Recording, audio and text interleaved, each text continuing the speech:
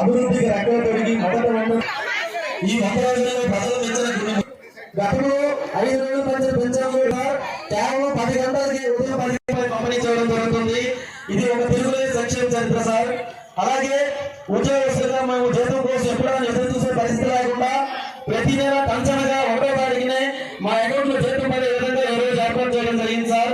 అలాగే ధాన్యం కొనుగోలు బకాయిలు ఉన్నటువంటి వాటికి 1674 కోట్ల రూపాయలు తక్షణమే విడుదల చేసి ఆదుకోవడం జరిగింది సార్. ఈ రోజు పంచాయతీరాజ్ వ్యవస్థలో నిధులు వేరుతో ఎంతో బాగుపడుతున్నాయి సార్. దానికోసం రిప్రజెంట్ చేయడం జరిగింది. గతంలో ఇన్వెస్టర్లు ఇవ్వడం జరుగుతుంది సార్. అలాగే ఎంతో ప్రతిష్టాత్మకంగా గతంలో ఇంప్లిమెంట్ చేసినటువంటి అన్నా క్యాంటీన్ 5 రూపాయలకి భోజనం ఏర్పాటు చేసి అన్నా క్యాంటీన్ ని రాష్ట్ర వ్యాప్తంగా 175 అన్నా క్యాంటీన్ కూడా ప్రారంభించడం జరిగింది. అలాగే ప్రతి ఒక్కరికి భూమి లేదా ఆస్తి అనేది ఒక రకమైనటువంటి ఒక అవినాశమైన ప్రాంతాన్ని రద్దు చేసి ప్రభుత్వం ఎంతో మందికి సంతోషాన్ని ఇవ్వండి సార్. అలాగే ఇటీవల విజయవాడ నగరంలో గౌరవ ముఖ్యమంత్రి గారు 10 రోజుల పాటు బస్సులో ఉండి దగ్గర నుండి ఒక అక్కడే ఉండిన తర్వాత ఆయన ఇంటికి వెళ్ళడం జరిగింది సార్. ఇది ఒక గొప్ప చరిత్ర సార్. ఈ విధంగా అనేక ఈ 100 రోజుల్లో కేవలం రాష్ట్ర ప్రభుత్వం అనేక విజయాలు సాధించడం జరిగింది. ఇవన్నీ కూడా ప్రజల్లో బలంగా తీసుకుని వెళ్ళాలని ఇది ప్రభుత్వ కార్యక్రమం మళ్ళీ చెప్తున్నాను. ఎందుకంటే ఇది మన మీద బాధ్యత ఉంచారు. ప్రతి ఇంటికి వెళ్ళి ఒక ఇది మంచి ప్రభుత్వాన్ని సెక్రటరీ ఇది 20వ తారీఖులో ఈ అన్ని విషయాలను కూడా ప్రజలందరికీ తెలియజేయాలని ఉద్దేశంతో ఈ కార్యక్రమం నిర్వహించడం జరుగుతుంది. ఏదో ఒక గ్రామంలో ప్రజావేదిగా నిర్వహించమని మాకు ఆదేశించున్నారు సార్. మన కొడవల్లి మనం సంబంధించిన కొత్తపల్లి గ్రామానికి ఇచ్చేసినటువంటి ఇది మంచి ప్రభుత్వం. ఈ కార్యక్రమం మనకి ప్రభుత్వం గత 5 సంవత్సరాలు ఏ విధంగా అనేది మీ అందరికీ కూడా క్లియర్గా అందరికీ అర్థమైతే ఒక కారణం ప్రభుత్వం అంకిత భావంతో పనిచేస్తుంది అనేది అందరికీ కూడా ఈరోజు మీకు తెలుసుండాలి. విజయవాడ అనేది నేతగా ముందుపోయి అల్ల కొనాలి ఉండేది. దానికి పూర్తి బాధ్యత వహించారు గౌరవనీయ మినిస్టర్ గారు, సీఎం గారు, అలాగే ఎమ్మెల్యేలు అందరూ కూడా, అలాగే అధికారులు, తహసీల్దారులు, ఆర్డీఓలు, ఈరోజు అందరూ కూడా అహోరాత్రులు కష్టపడి అన్ని రకాలుగా కూడా ప్రజాసేవలు కూడా ఇచ్చేశారు. ఇది మంచి ప్రభుత్వం చెప్పడానికి ముఖ్యమైన కారణం. ఇప్పటి ఈరోజు మనం అందరూ చూస్తున్నాము. 1వ తేదీ పెడితే చాలా కష్టపడేది అందరికీ కూడా ఉంది. ఎందుకంటే గతించిన ప్రభుత్వం అనేది చాలా రకాల మిగిలినటువంటి అనారోగ్యంతో ఉన్నటువంటి పరిస్థితులన్నీ కూడా అందరికీ కూడా 1వ తేదీన 100% మనకి ఎప్పుడు అవుతుంది. ప్రతిరోజు ఒకే ఒక నేర్చుకునే ఒక్క రోజులోనే మొత్తం అందరూ కూడా ఇంటికి పరిస్థితి కూడా జరుగుతుంది. మరి నేనైతే మా ఉద్యోగం చాలా ఆనందపడుతున్నాను. ఈ రోజు పార్టీ వ్యవస్థ నుంచి ఇక్కడికి వచ్చా. నేను వేసిన రోడ్డుకు ఇరువైపులా యాక్సిడెంట్స్ అవుతాయేమో నాకు ఎవరు రిప్రజెంటేషన్ కూడా చేయలేదు. ఈ రోజే నేను చూశాను. రోడ్డుకి ఇరువైపులా మొత్తం పిచ్చి మొక్కలు వేసి గోడ కట్టినట్టుగా ఏ బండి వస్తుందో ఏమవుతుందో తెలియనటువంటి పరిస్థితి. ఈ రోజు మీద గొయ్యి ఉంటే గొయ్యి కూడా తప్పినటువంటి పరిస్థితి. పోనీ మీ ఊళ్ళో ఏదైనా ఒక డ్రైన్ కట్టారంటే ఏమీ కట్టలేదు. ఎన్ఆర్జీఎస్ లో ఇటువంటి బిల్డింగ్లు సగం కట్టి బిల్లులు తీసుకున్నారు తప్ప 5 సంవత్సరాల్లో ఒక్క పని చేయలేదు. దీంతో పాటుగా సహజమైనటువంటి వనరులు మనకి పప్పులు తెచ్చింది ఇసుక. 5 సంవత్సరాలు ఇసుక మీద మనం ఎంత అవసరపడ్డాం. 40,000 కోట్ల రూపాయలు ఇసుక మీద మొత్తం దోపిడీ చేసేశారు. ఈ రోజు ఏదైతే మద్యం ఉందో పేదవాళ్ళు అలవాటు ఉందని చెప్పి ఈ ప్రభుత్వం దాని మీద పట్టి పీడించి 25,000 కోట్లు దాని మీద దోచుకున్నాడు. మొత్తం వ్యవస్థలన్నీ సర్వనాశనం చేసి ఈ రాష్ట్రాన్ని ఫస్ట్ పట్టించాడు. నేను మైకి పట్టుకొని నీకు ఉపన్యాసాలు ఇస్తే నీకు తృప్తి ఉండదు. ఈ ప్రభుత్వం వచ్చింది, గత ప్రభుత్వం తప్పులు చేసింది, అప్పులు చేసింది, వ్యవస్థను నాశనం చేసిందని మేము తప్పించుకోవడం లేదు.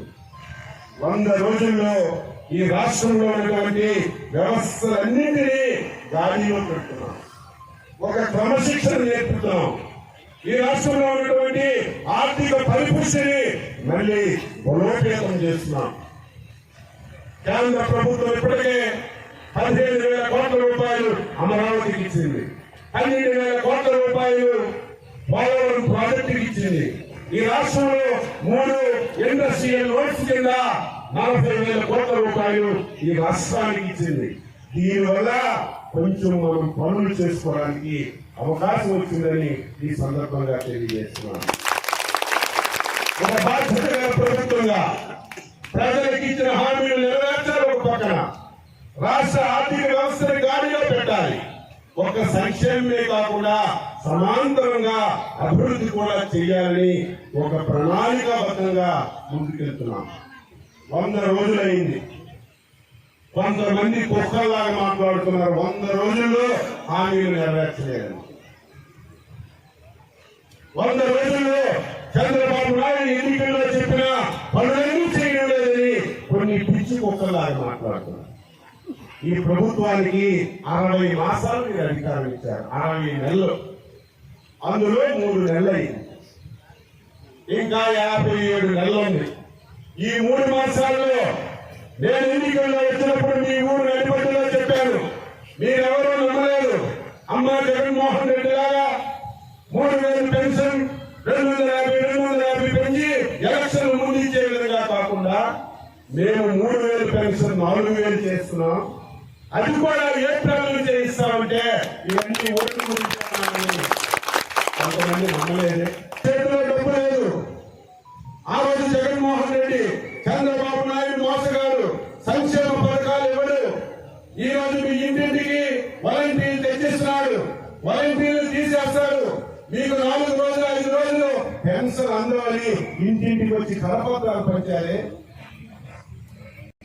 ఆ రోజే చెప్పాను, ఏప్రిల్లో పెంచి ఏప్రిల్ మే జూన్ నెలల పెన్షన్ జులైలో 3,000 4,000 7,000 రూపాయలు ఇస్తామని మీ ఊళ్ళోనే ఆ రోజు రోడ్డు మీద చెప్పారు. అమలు చేశారా లేదా? వాలంటీర్లు ఉన్నారు, వాళ్ళు లేరు కాబట్టి మీకు పింఛన్ అందదని మీ అందరికీ తప్పుదోవ పట్టించారు. ఆ రోజు చెప్పాను, వాలంటీర్ కంటే 2 గంటల ముందే మీ ఇంటికి పింఛన్ ఇస్తానని చెప్పాను. ఇచ్చారా లేదా? శ్రీకాకుళం జిల్లా అధికారులకి అభినందించాలి. ప్రతి నెల 9వ గంటకి 97% పింఛన్లు పంపిణీ చేస్తున్నారు వాలంటీర్ లేకుండా. జగన్ అందరికీ మోసం చేశారు. ఇంకొక విషయం మీకు చెప్పాలి, వాలంటీర్లు కూడా జగన్మోహన్ రెడ్డి మోసం చేశారు. ఎన్నికల ముందు వాలంటీర్లకు రాజీనామా చేయించారు.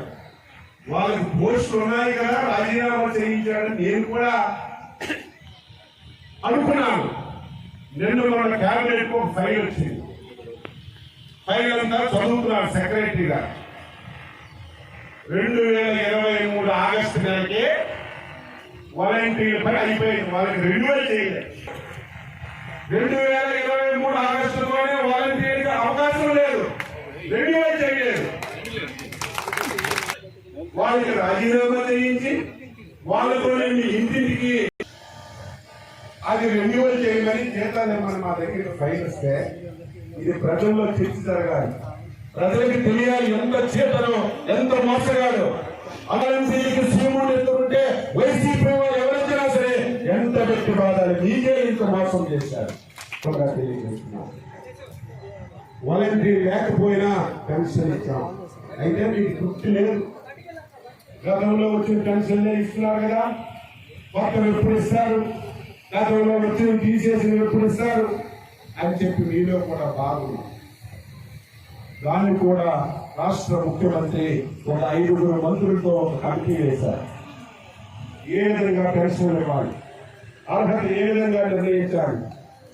ఈరోజు ప్రభుత్వ పథకాలు, సంక్షేమ పథకాలంటే నిజమైన పేదవాడికి అర్హత కలిగిన వాడికి అందాలి.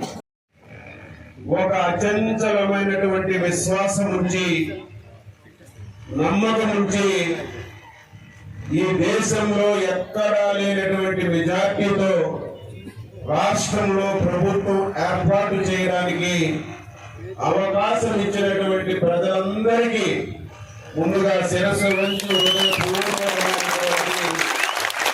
నమస్కారాలు, అభినందనలు తెలియజేస్తున్నాను. మొన్న 20వ తారీఖుకి 100 రోజులు పాలన పూర్తయింది. నేను 6 సార్లు ఎమ్మెల్యే అయ్యాను. స్వాతంత్ర భారతదేశంలో ప్రభుత్వాలు వస్తుంటాయి, పోతుంటాయి. ఒక ప్రభుత్వం పోయినా మరొక ప్రభుత్వం ఆ ప్రభుత్వం చేసిన మంచి కార్యక్రమాలు రాష్ట్ర భవిష్యత్తుని కాపాడుకొని ముందుకెళ్ళాలి. అదృష్టవశాత్తు 2019వ సంవత్సరంలో ఈ రాష్ట్రానికి ఒక పెద్ద శని దాపురించి 5 సంవత్సరాలు ఈ రాష్ట్రాన్ని ఇంకొక 30 సంవత్సరాలు కోలుకోలేనటువంటి దెబ్బ చేశారని చెప్పి సందర్భంగా తెలియజేస్తున్నా. ఇబ్బంది పెడితే దాన్ని మనం సరిదిద్దుకోగలం. కానీ ఒక ముఖ్యమంత్రి ఒక రాష్ట్రం మీద కక్ష కట్టినట్టుగా, రాష్ట్రంలో ఉన్నటువంటి 5 కోట్ల ప్రజల మీద ఒక కక్ష కట్టినట్టుగా 5 సంవత్సరాల్లో వ్యవస్థలన్నీ కూడా మొత్తం భ్రష్టు పట్టించారు. రాష్ట్రంలో ఆర్థిక పరిస్థితిని చిన్నాభిన్నం చేశారు. అవన్నీ ఈ 100 రోజుల్లో చూస్తే మాకు గుండె ఆగిపోయినటువంటి పరిస్థితులు కనిపిస్తున్నాయని చెప్పి తెలియజేస్తున్నాను. రాష్ట్రంలో 12 లక్షల కోట్ల అప్పు ఉంది. ప్రతి సంవత్సరం 1,00,000 కోట్లు అప్పు తీర్చాలి. 20,000 కోట్లు వడ్డీ కట్టాలి. 100 రోజుల్లో అన్ని శాఖల మీద రివ్యూ చేస్తున్నారు. మేము మంత్రులుగా మా శాఖల్ని రివ్యూ చేస్తున్నాం. ఎక్కడ రివ్యూ చేసినా ఎవరికైనా అడిగి మనం ఏదైనా చేయగలమంటే, సార్ మీ శాఖలో ఇంత అప్పు ఉంది, ముందు అప్పులు తీర్చండి, మీ శాఖలో ఇన్ని డబ్బులు అవసరం ఉంది, ఇవి ముందిచ్చి కార్యక్రమాలు చేయండి అని ఈరోజు అధికారులు చెప్తుంటే బాధ కలుగుతుంది, ఆవేదన కలుగుతుంది.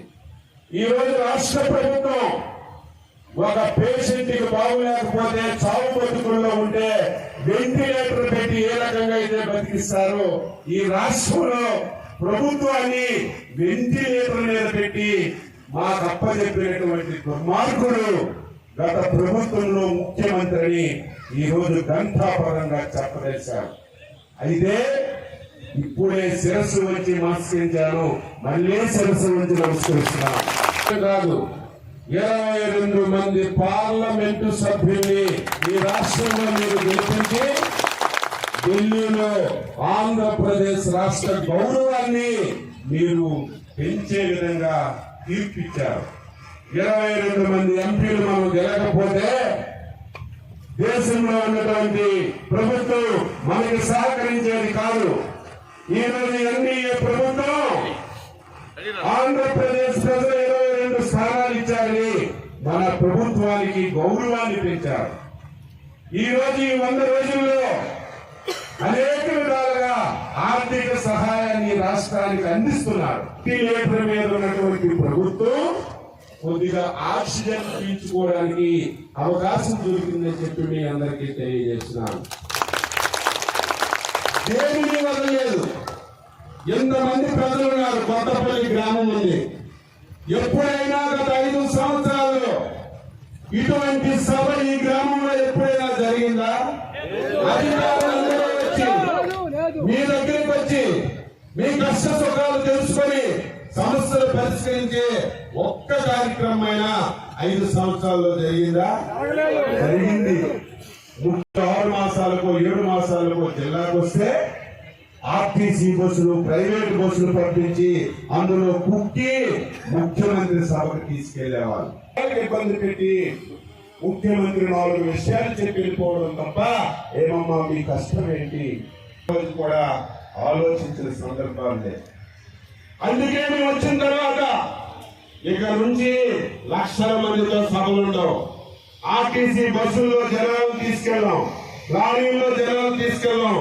మేమే ప్రతి గ్రామానికి వెళ్ళి గ్రామ సభ పెట్టి సమస్యలు తెలుసుకొని పరిష్కరించడానికి ఒక మార్గాన్ని అన్వేషించి నిర్ణయం చేసుకున్నామని చెప్పి తెలియజేస్తున్నాం.